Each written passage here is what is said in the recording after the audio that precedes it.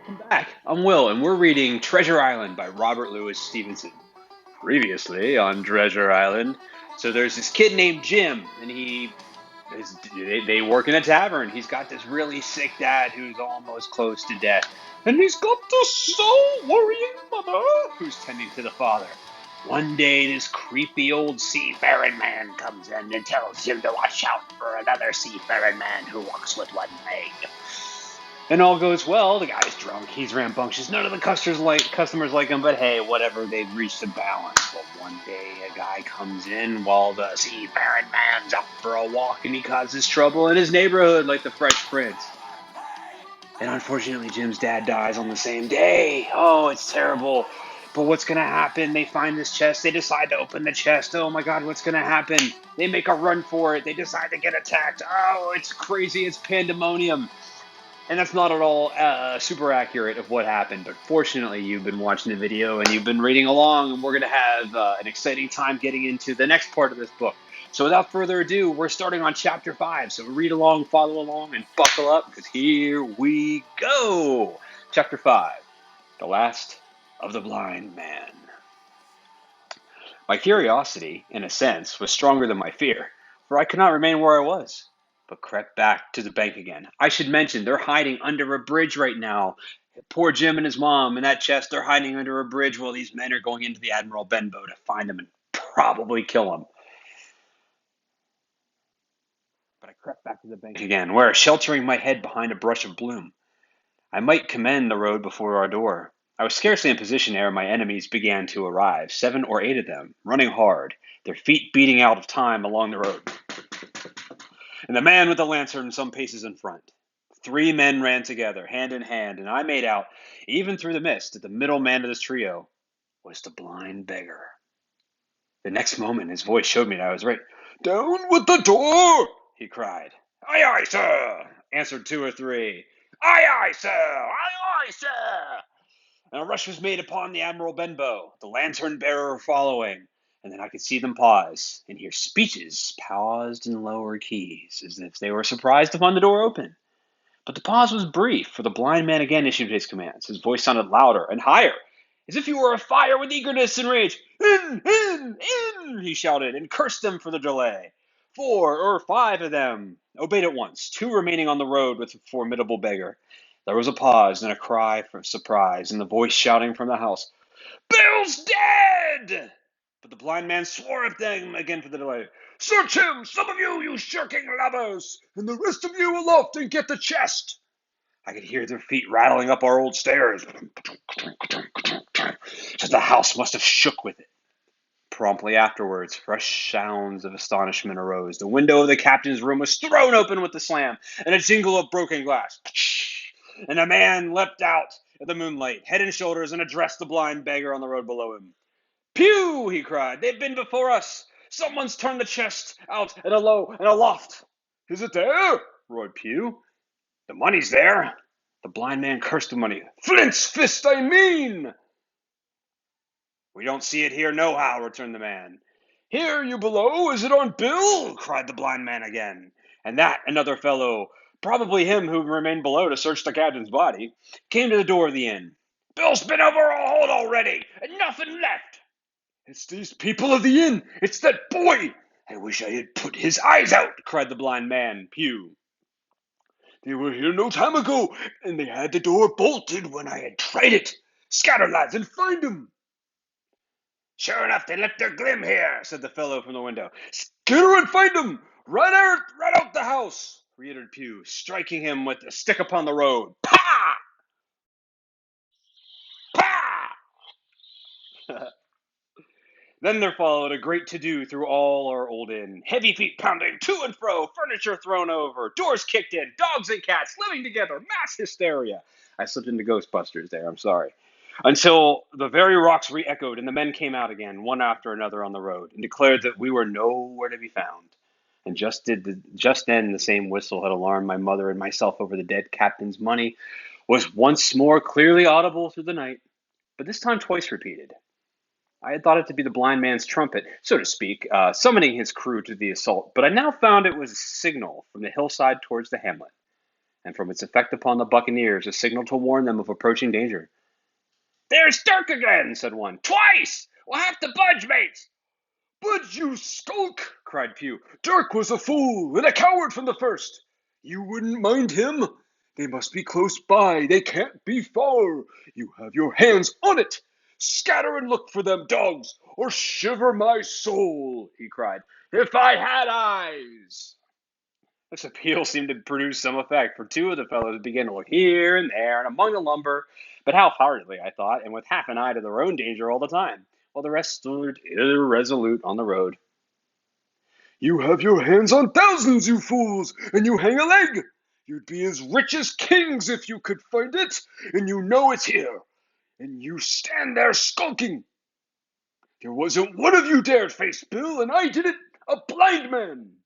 And I'm to lose my chance for you.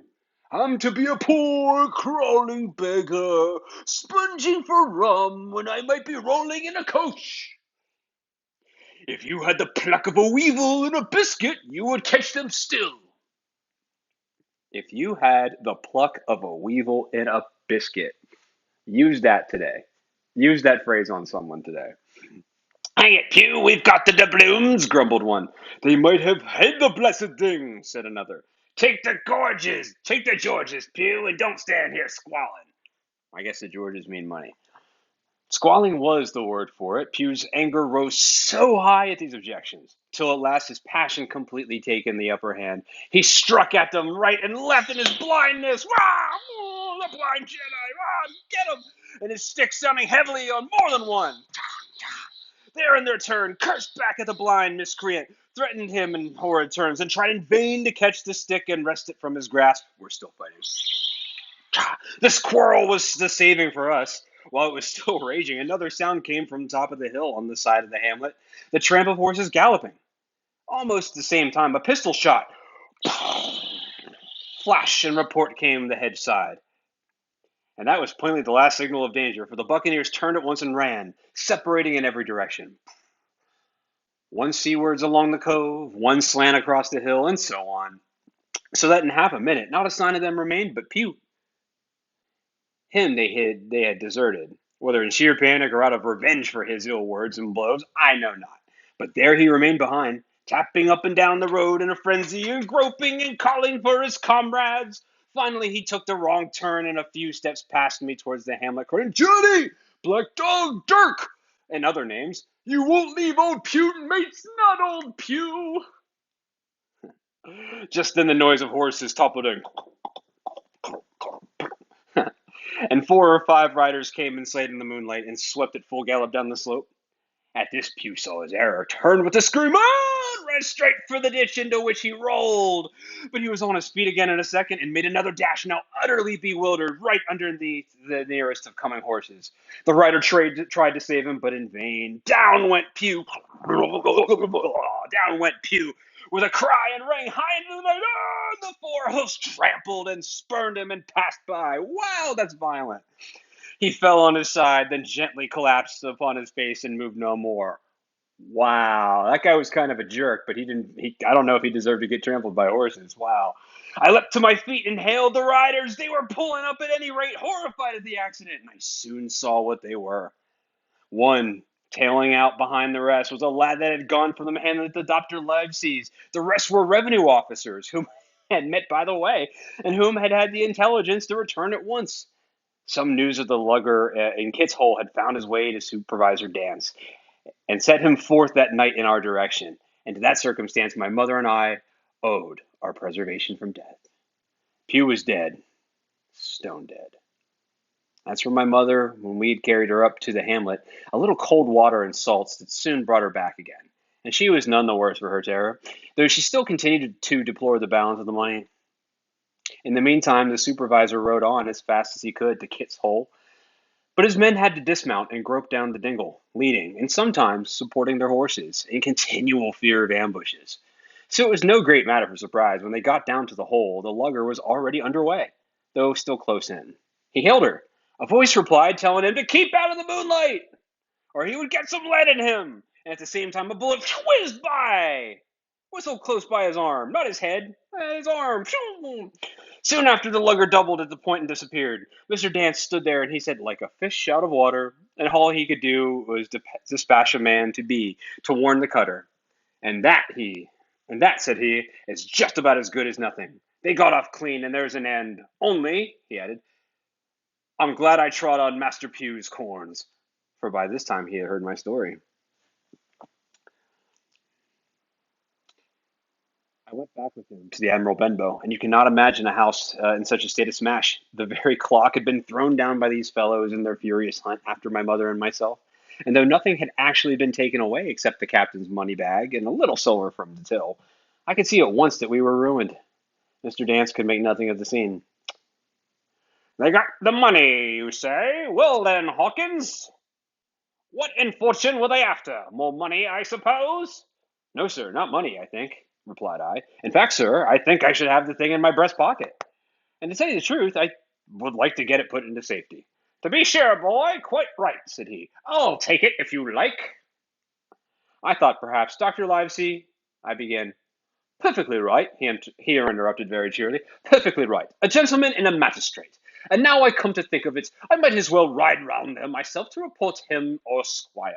Master Pew's dead when all's done, not that I regret it. But he's dead, you see, and people will make it out against an officer of his Majesty's revenue, if make it out they can. Now, I'll tell you, Hawkins, if you like, I'll take you along. I thanked him heartily for the offer, and we walked back to the hamlet where the horses were. By the time I had told my mother of my purpose, they were all in the saddle. Dogger, said Mr. Dance, you have a good horse. Take this lad behind you. And soon I was mounted, holding on to Dogger's belt, and the supervisor gave word, and the party struck out at a bouncing trot on the road to Dr. Livesey's house. Chapter 6. The Captain's Papers. We rode hard all the way, till we drew up before Dr. Livesey's door. The house was all dark to the front. Mr. Dance told me to jump down and knock, and Dogger gave me a stirrup to descend by. The door was opened almost at once by the maid. Is Dr. Livesey in? No, she said. He had come back home in the afternoon, but had gone up the hall to dine and pass the evening with the squire. So there we go, boys, said Mr. Dance. This time, as the distance was short, I did not mount, but ran with Dogger's stirrup leather to the lodge gates, and up the long, leafless, moonlit avenue to where the white line of the hall buildings looked on either hand on great old gardens. Here Mr. Dance dismounted, and, taking me along with him, was admitted at a word into the house. The servant led us down to a matted passage and showed us at the end into a great library, all lined with bookcases and busts upon the top of them, where the squire of Dr. Livesey sat, pipe in hand, on either side of a bright fire. I had never seen the squire so near at hand. He was a tall man, over 6 feet tall, and broad in proportion. He had a bluff, rough and ready face, all roughened and reddened and lined in his long travels. His eyebrows were very black and moved readily, and this gave him the look of some temper. Not bad, you would say, but quick and high. Come in, Mr. Dance, says he, very stately and condescending. Good evening, Dance, says the doctor with a nod. And good evening to you, friend Jim. What good wind brings you here? The supervisor stood up straight and stiff and told his story like a lesson. And you should have seen how the two gentlemen leant forwards and looked at each other and forgot to smoke in their surprise and interest. When they heard how my mother went back to the inn, Dr. Livesey fairly slapped his thigh, and Squire cried, "Bravo!" and broke his long pipe against the grate. Long before it was done, Mr. Trelawney, that you will remember was the squire's name, had got up from his seat and was striding about the room, and the doctor, as if to hear the better, had taken off his powdered wig and sat there, looking very strange indeed, with his own close-cropped black poll. At last Mr. Dance finished the story.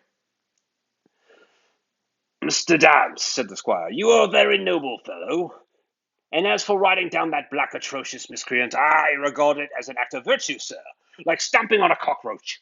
This lad Hawkins is a trump, I perceive. Hawkins, will you ring that bell? Mr. Dance must have some ale.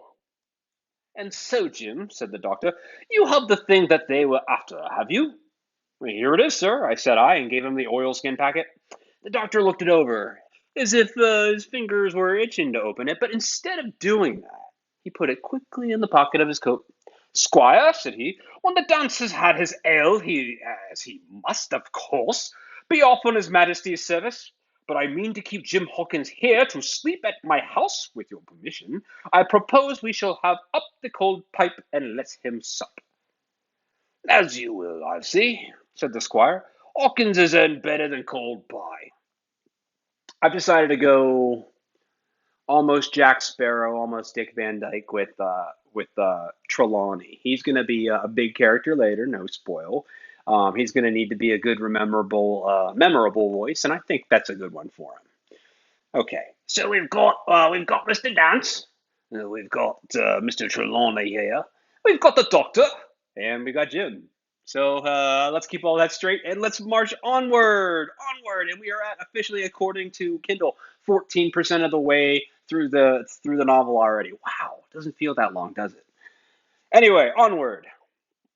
So a big pigeon pie, yummy, was brought in and put on a side table, and I made a hearty supper, for I was as hungry as a hawk, while Mr. Dance was further complimented and at last dismissed. And now, squire, said the doctor. And now, Livesey, said the squire in the same breath. One at a time, one at a time, laughed Dr. Livesey. You have all heard of this Flint, I suppose. Heard of him, cried the squire. Heard of him, you say? He was the bloodthirstiest buccaneer that sailed. Blackbeard was a child to Flint. The Spaniards were so prodigiously afraid of him that I tell you, sir, I was sometimes proud he was an Englishman. I've seen his topsails with these eyes, off Trinidad, and the cowardly son of a rum puncheon that I sailed with that put back, sir, into the port of Spain. Well, I've heard of him myself in England, said the doctor. But the point is, had he money? Money, cried the squire. Have you heard the story? What were these villains after but money? What do they care for but money? For what would they risk their rascal carcasses but money? Well, we shall not know. We shall soon know, replied the doctor. But you are so confoundedly hot-headed and exclamatory that I cannot get a word in. What I want to know is this. Supposing that I have here in my pocket some clue where to find where Flint buried his treasure, will that treasure amount to much? Amount, sir? It will amount to this. If we have the clue you talk about, I fit out a ship with Bristol, and I take you and Hawkins here along. I'll have that treasure if I search a year. Very well. Now then, if Jim is agreeable, we'll open the packet. And he laid it before him on the table. The bundle was sewn together, and the doctor had to get out his instrument case and cut the stitches with his medical scissors. It contained two things, a book and a sealed paper. First of all, we'll try the book, observed the doctor. The squire and I were both peering over his shoulder as he opened it, and for Dr. Livesey had kindly motioned to me come round from the side table where I had been eating to enjoy the sport of search. On the first page there were only some scraps of writing, such as a man with a pen in his right hand might make for idleness or practice. One was of the same tattoo mark, Billy Bones' fancy. And then there was Mr. W. Bones, mate. No more rum. Off Pawn Key he got it. And some other snatches, mostly single words and unintelligible. I could not help but wondering who was it who had got it and what it was that he got. A knife in his back, probably. Not much instruction there, said Dr. Livesey as he passed on. The next 10 or 12 passages were filled with curious series of entries. There was a date on one end of the line, and at the other, a sum of money, as is common in accounting books, but instead of explanatory writing, only a varying number of crosses between the two. On the 12th of June, 1745, for instance, a sum of £70 had plainly become due to someone, and there was nothing but 6 crosses to explain the cause. In a few cases, to be sure, the name of a place would be added as off Caracas, or a mere entry of latitude and longitude, such as 62 degrees 17 minutes 20 seconds, 19 degrees 2 minutes 40 seconds. The record lasted over nearly 20 years, the amount of the separate entries growing larger as time went on, and at the end of a grand total had been made after 5 or 6 wrong additions, and these words appended, Bones his pile. I can't make head or tails of this, said Dr. Livesey. The thing is as clear as noonday, cried Squire. This is the black-hearted hound's account book. These crosses stand for the names of ships or towns that they sank or plundered, the sums of the scoundrel's share. And where he feared an ambiguity, you see, he added something clearer. Off Caracas now, you see, here was some unhappy vessel boarded off that coast. God help the poor souls that manned her. Coral, long ago. Right, said the doctor. See what it is to be a traveler. Right. And the amount increased, you see, as he rose in rank. There was little else in the volume but a few bearings and places in the blank leaves toward the end, and a table for reducing French, English, and Spanish moneys to a common value. Thrifty man, cried the doctor. He wasn't the one to be cheated. And now, said the squire, for the other. The paper had been sealed in several places with a thimble by way of seal, the very thimble, perhaps, that I had found in the captain's pocket. The doctor opened the seals with great care, and there fell out the map of an island with latitude and longitude, soundings, names of hills and bays and inlets, and every particular that would be needed to bring a ship to a safe anchorage upon its shores. It was about 9 miles long and 5 across, shaped, you might say, like a fat dragon standing up. I'm a fat dragon. I'm standing up. I'm shaped like an island. And had two fine landlocked harbors, and a hill in the center part marked the spyglass. Ooh, the spyglass. I need to add that it's in quotes and capitalized. There were several editions of a later date, but above all, three crosses of red ink, two in the north part of the island, one on the southwest, and beside the last, in the same red ink, in a small, neat hand, very different from the captain's tawdry characters, these words: bulk of treasure here. Over the back of the same hand had written the further information: tall tree, spyglass shoulder, bearing a point to north of north-northeast, skeleton island, east southeast, and by east 10 feet. The bar silver is in the north cache. You can find it by the tread of the east hummock, 10 fathoms south of the black crag with the face on it. The arms are easy found in the sand hill, end point of north inlet cape, bearing east and a quarter north, JF. That was all. But brief as it was, and to me incomprehensible, it filled the squire and Dr. Livesey with delight. Livesey, said the squire, you will give up this wretched practice at once. Tomorrow I start for Bristol. In 3 weeks' time, 3 weeks, 2 weeks, 10 days, we'll have the best ship, sir, and the choicest crew in England. Hawkins shall come as cabin boy. You'll make a famous cabin boy, Hawkins. You, Livesey, are ship's doctor. I am admiral. We'll take Redruth, Joyce, and Hunter. We'll have favourable winds, a quick passage, and not the least difficulty in finding the spot, and money to eat, to roll in, to play and duck and drake with forever. Trelawney, said the doctor, I'll go with you, and I'll go bail for it. So will Jim. It'd be a credit to the undertaking. There's only one man I'm afraid of. And who is that? Cried the squire. Name the dog, sir. You, replied the doctor, for you cannot hold your tongue. We are not the only men who know of this paper. These fellows attacked the inn tonight, bold, desperate blades for sure. And the rest who stayed about that lugger, and more, I dare say, not far off, are one and all, through thick and thin, bound that they'll get that money. And we must none of us go alone till we get to sea. Jim and I shall stick together in the meanwhile. You'll take Joyce and Hunter when you ride to Bristol, and far from first to last, not one of us must breathe a word of what we found. You keep a secret too. Don't tell anybody. Livesey, returned the squire, you are always in the right of it. I'll be as silent as the grave. And that concludes chapter 6.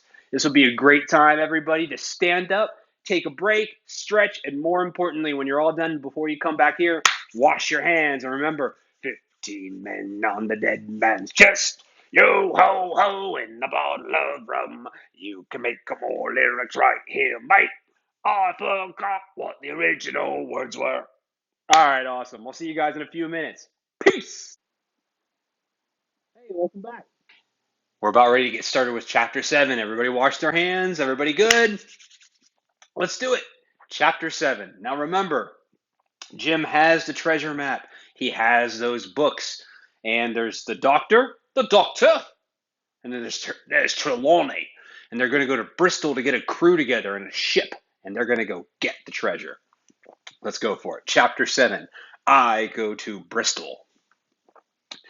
It was longer than the squire imagined, ere we were ready for the sea, and none of our first plans, not even Dr. Livesey's, of keeping me beside him, could be carried out as we intended. The doctor had to go to London for a physician to take charge of his practice. The squire was hard at work in Bristol, and I lived on at the Hall under the charge of the old Redruth, the gamekeeper, almost a prisoner, but full of sea dreams and the most charming anticipations of strange islands and adventures. I brooded by the hour together over the map, all the details of which I well remembered. Sitting by the fire in the housekeeper's room, I approached that island in my fancy from every possible direction. I explored every acre of its surface. I climbed 1,000 times to that tall hill that they call the Spyglass, and from the top enjoyed the most wonderful and changing prospects. Sometimes the isle was thick in savages, with whom we fought, sometimes full of dangerous. Ooh, you don't want to use those words anymore to describe indigenous people, but you have to remember that this book was actually written in 1884, I think, between 1884 and 5, first published in 86. So it's different era. He's reflecting on the indigenous tribes people that he found. So as the weeks passed on, until one fine day there came a letter addressed to Dr. Livesey with this addition: to be opened in the case of his absence by Tom Redruth or young Hawkins.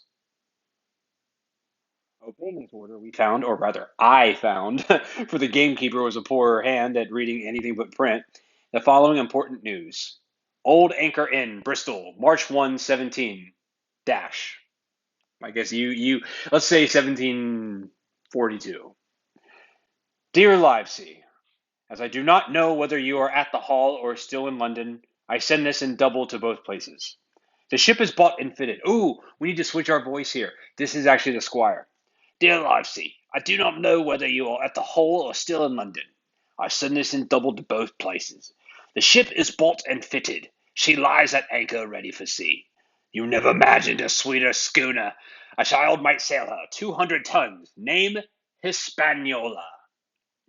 I got her through my old friend Blandley, who's proved himself to the most surprising trump. The admirable fellow literally slaved in my interest, and so I may say I did everyone in Bristol as soon as they got wind of the port we sailed for. Treasure, I mean. Redruth, said I, interrupting the letter. Dr. Livesey will not like that. The squire has been talking, after all. So Livesey's gonna hate it that the squire is talking. He's broadcasting it. I bet if they had it back in the day, he'd be tweeting about it. Well, who's a better right? Growled the gamekeeper. A pretty rum go if Squire ain't to talk to Dr. Livesey, I should think. And that I gave up all attempt at commentary and read straight on.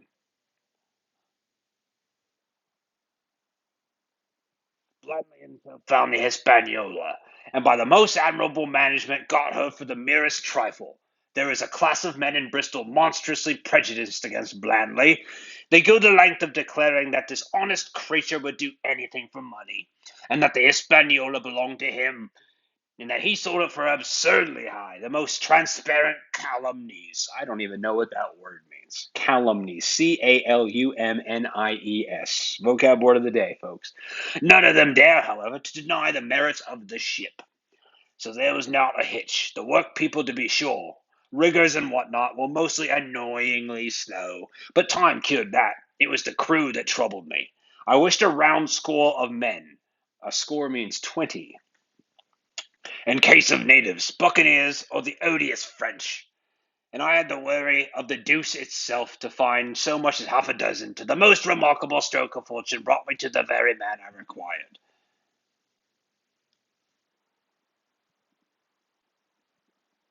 It's not evident if this is. Oh, yeah, okay. It's poor formatting in the book. I apologize. This is still the letter. My bad. We're in this together. Mind meld, mind meld. Here we go.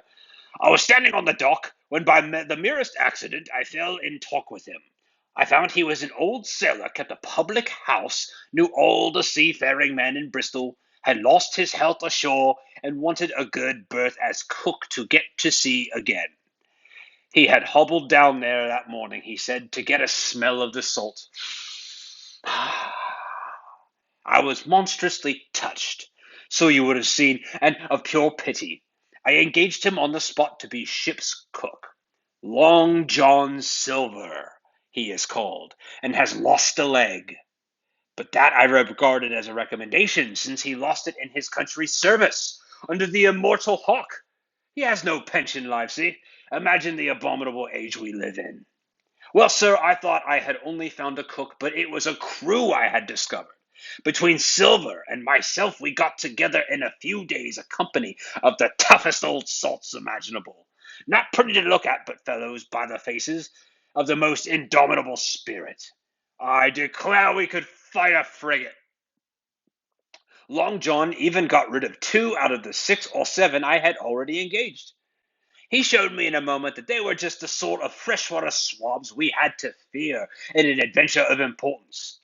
I am in the most magnificent health and spirits, eating like a bull, sleeping like a tree. Yet I shall not enjoy a moment still. I hear my old tarpaulins trampling around the capstan. Wow. Seaward ho! Hang the treasure! It's the glory of the sea that has turned my head. So now, Livesey, come post. Do not lose an hour if you respect me. Let young Hawkins go at once to see his mother, with Redruth for a guard, and then come both full speed to Bristol. John Trelawney. Postscript. I did not tell you that Blandley, who, by the way, is to send a consort after us if we didn't turn up by the end of August, had found an admirable fellow for sailing master. A stiff man, which I regret, but in all other respects a treasure. Long John Silver unearthed a very competent man for a mate, a man named Arrow. I have a boatswain who pipes largely, so things shall go man o' war fashion on board the good ship Hispaniola. I forgot to tell you that Silver is a man of substance. I know of my own knowledge that he has a banker's account, which he has never been overdrawn. He leaves his wife to manage the inn, as she is a woman of color. A pair of old bachelors like you and I may be excused for guessing that that is the wife, quite as much as the health that sends him back to roving. P.P.S. Hawkins may stay one night with his mother. J.T. You can fancy the excitement into which that letter put me. I was beside myself with glee, and if ever I despised a man, it was old Tom Redruth, who could do nothing but grumble and lament. Any of the under gamekeepers would gladly have changed places with him. But such was not the squire's pleasure, and the squire's pleasure was like law among them all. Nobody but Redruth would have dared so much as even to grumble. The next morning, he and I set on foot for the Admiral Benbow, and there I found my mother in good health and spirits. The captain, who had so long been a cause of so much discomfort, was gone where the wicked ceased from troubling. The squire had everything repaired, and the public rooms and the sign repainted, and had added some furniture. Above all, a beautiful armchair for mother in the bar.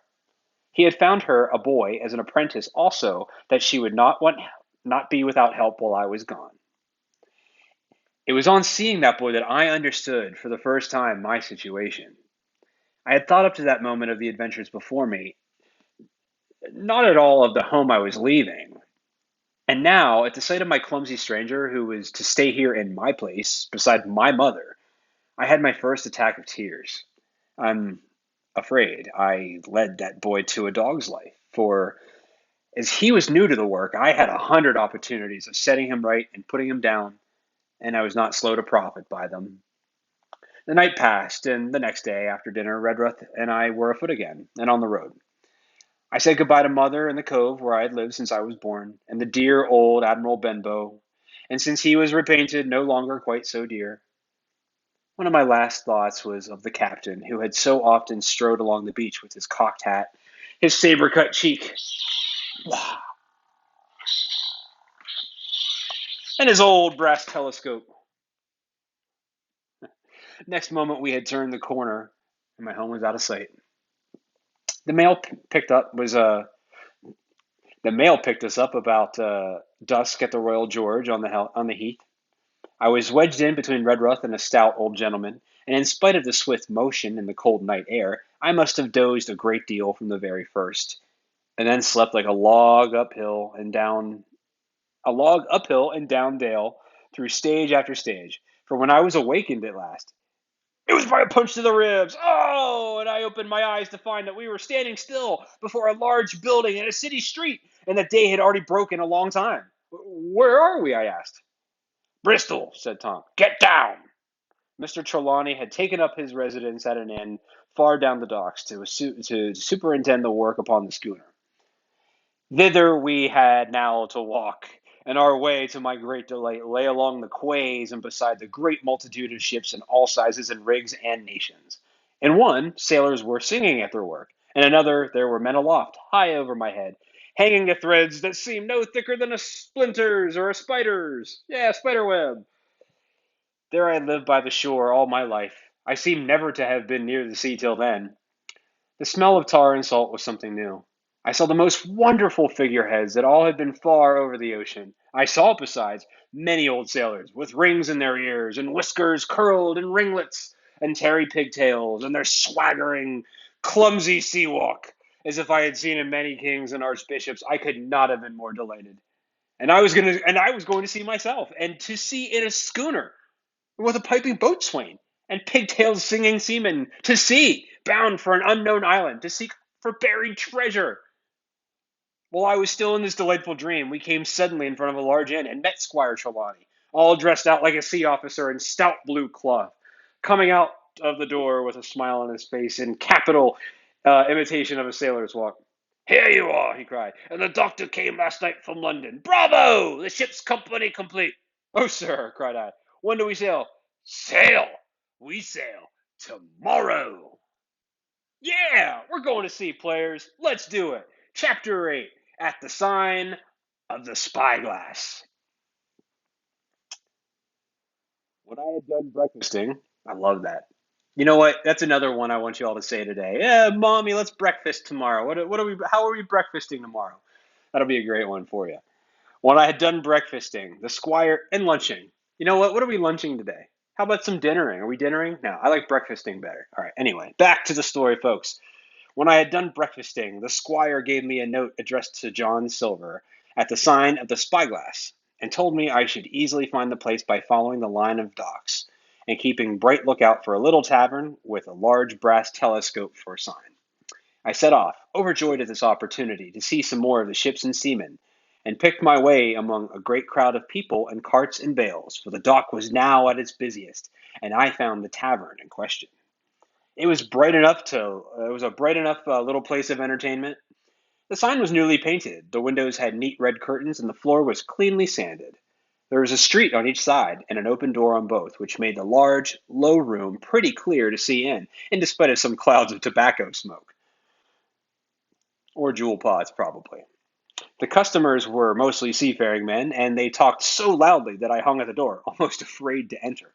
As I was waiting, a man came out of a side room, and at a glance I was sure he must be Long John. His left leg was cut off close by the hip, and under the left shoulder he carried a crutch, which he managed with wonderful dexterity, hopping along it like a bird. He was very tall and strong, with a face as big as a ham, plain and pale, but intelligent and smiling. Indeed, he seemed in the most cheerful spirits, whistling as he moved about among the tables, with a merry word or a slap on the shoulder for the most favored of his guests. Now, to tell you the truth, from the very first mention of Long John in Squire Trelawney's letter, I had taken a fear in my mind that he might prove to be the very one-legged sailor whom I had watched for so long at the old Benbow. But one look at the man before me was enough. I had seen the captain and Black Dog and the blind man Pew, and I thought I knew what a buccaneer looked like. A very different creature, according to me, from this clean and pleasant-tempered landlord. I plucked up courage at once, crossed the threshold, and walked right up to the man where he stood, popped on his crutch, talking to a customer. Mr. Silver, sir? I asked, handing out the note. Yes. Hmm. Now this is going to be important. Uh, Long John Silver is an important character, and he needs an epic voice. So we need something that we can remember. We need something epic. I know what we're going to do. We're going to make Long John Silver the best I can into James Bond. In fact, I'm going to make Long John Silver into Sean Connery James Bond. Let's do it. Why? I'm the one reading the story. I got the hat on. Captain Barnacle will. I'm going to make him into Sean Connery Bond. Mr. Silver, sir? I asked, holding out the note. Yes, my lad, said he. Such is my name, to be sure. And who may you be? And then, as he saw the squire's letter, he seemed to give me something almost like a start. Oh, he said quite loud and offering his hand. I see. You are a new cabin boy. Pleased I am to see you. And he took my hand in his large, firm grasp. Just then, one of the customers at the far side rose suddenly and made for the door. It was close by him, and he was out in the street in a moment, but his hurry had attracted my notice, and I recognized him at a glance. It was the tallow-faced man, wanting 2 fingers, who had come first to me at the Admiral Benbow. Oh! I cried. Stop him! It's Black Dog! Care 2 coppers who he is, cried Silver, but he hasn't paid his score. Harry, run and catch him. One of the others, who was nearest the door, leapt up and started in pursuit. If he were Admiral Hawke, he shall pay his score, cried Silver, and then, relinquishing my hand, who did you say he was? He said. Black what? Dog, sir. He was has Mr. Trelawney not told you of the Buccaneers? He was one of them. So, cried Silver. In my house? Ben, run and help Harry. One of those swabs, was he? Was he you drinking with you, Morgan? Step up here. The man who he called Morgan, maybe Captain Morgan, an old, gray-haired, mahogany-faced sailor, came forwards pretty sheepishly, rolling his quid. Now, Morgan, said Long John Silver very sternly, you never clapped your eyes on that black dog before, did you? Not I, sir, said Morgan with a salute. You didn't know his name, did you? No, sir. By the powers, Tom Morgan, it's as good for you, exclaimed the landlord. If you had gotten mixed up with the like of that, you would never have put another foot in my house. You may lay to that. And what was he saying to you? I don't hardly know, sir.